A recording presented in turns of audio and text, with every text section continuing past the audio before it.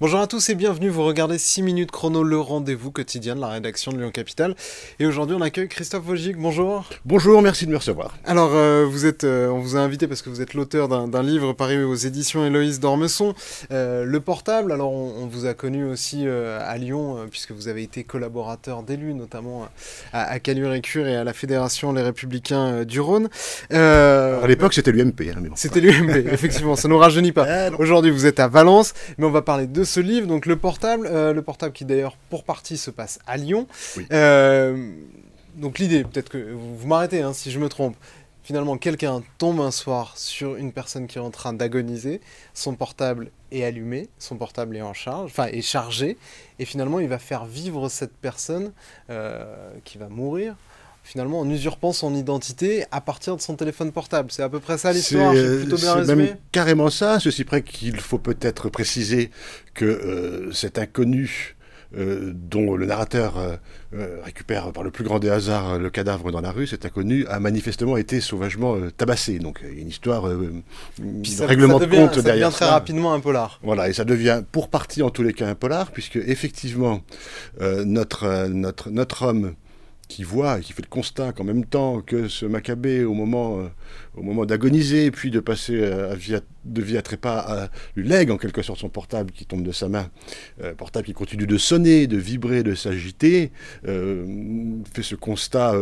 assez original, un peu loufoque, et qu'il embarque dans une aventure absolument incroyable, ce constat que certes ce type est mort, mais il ne peut pas s'être totalement éteint, puisque son portable, lui, est encore allumé.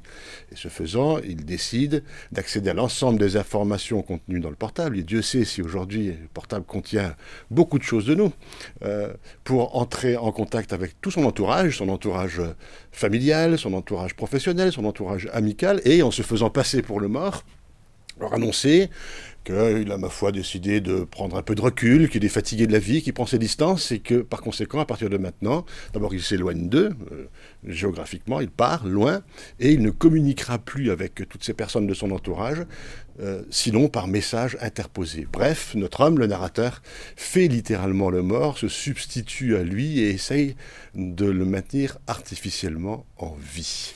Et ce qu'on voit dans ce livre, c'est que finalement, dans ce qu'on a dans notre portable, c'est finalement plutôt facile à faire. Bah, c'est pas on très peut compliqué. Reconstituer nos vies assez rapidement, simplement en ouvrant nos portables, en ayant accès à nos portables.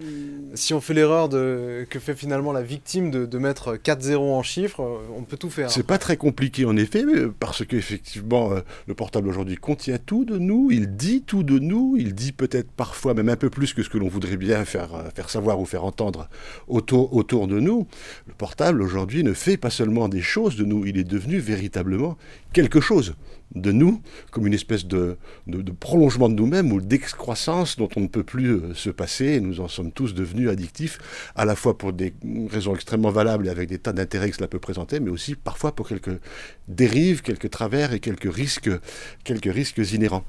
Avec cet avantage que j'ai moi, du fait de mon grand âge, puisque j'ai franchi le cap de la cinquantaine, que j'ai aussi connu, ce qui n'est plus le cas de la génération qui suit, celle de mes enfants par exemple, qui sont des adolescents, j'ai connu cette période où on faisait balbutiante du portable en fait, où on en faisait un usage différent, beaucoup plus relatif, et qui me permet aussi de m'apercevoir de ces évolutions incroyables qu'on a presque oubliées à force d'en faire un usage quotidien, mais qui finalement sont survenues dans un délai extrêmement ramassé.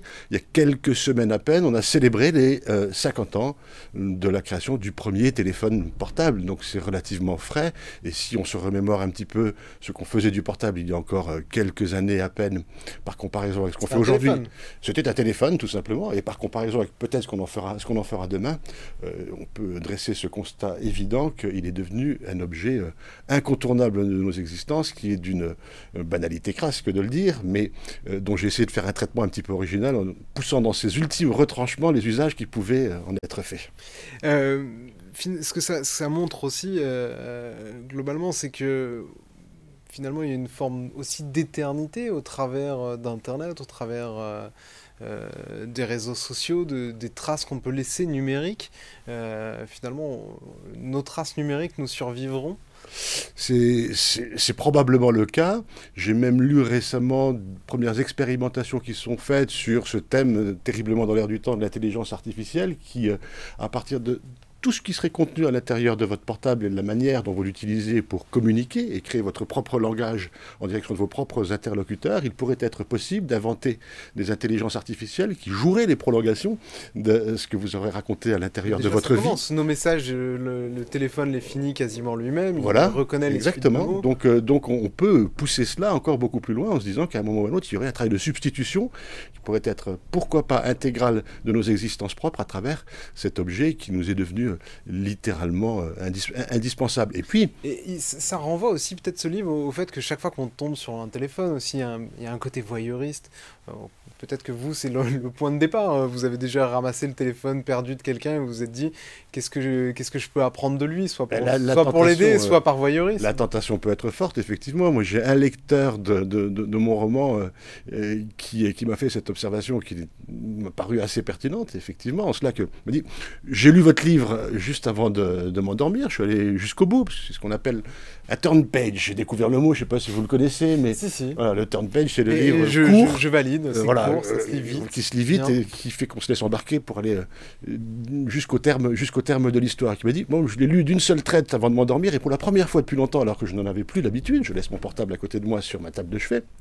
La première fois depuis longtemps, j'ai éteint mon portable parce que je me suis dit que si par le plus grand des malheurs, il m'arrivait de m'éteindre, de mourir dans mon sommeil et que demain matin on récupérait mon cadavre et qu'on récupérait mon téléphone lui aussi allumé, je me demande bien quel usage on pourrait en faire. Voilà ce que j'ai trouvé assez amusant. Après, il y a l'autre aspect aussi qu'on a tous vécu à un moment ou à un autre, si nous sommes utilisateurs en particulier des réseaux sociaux, c'est celui de recevoir une notification sur Facebook, sur Instagram ou ailleurs pour vous dire attention, c'est l'anniversaire de X, Y ou Z aujourd'hui, n'oubliez pas de le lui souhaiter. C'est extrêmement sympathique comme recommandation qui nous est faite, à ceci près qui parfois X, Y ou Z est décédé il y a 6 mois et il n'a jamais été effacé des réseaux sociaux, donc d'une certaine manière il continue au moins sur cet endroit-là d'exister.